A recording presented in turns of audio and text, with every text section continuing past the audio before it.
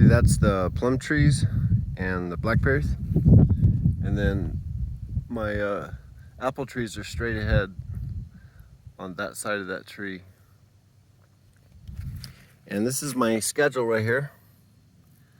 From 1, horse poo only, 50-50 horse poo and regular soil, and juniper droppings only, number 3, which is that.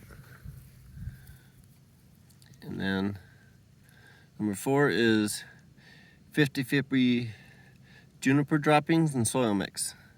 Cow manure only, and cow manure and regular soil mix. And oh yeah, cow manure and peat moss mix. And peat moss only, and peat moss and regular soil mix.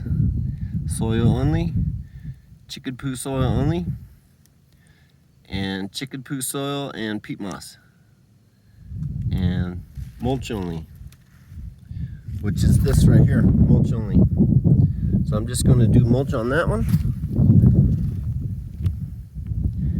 And that's it. And here's where I got it.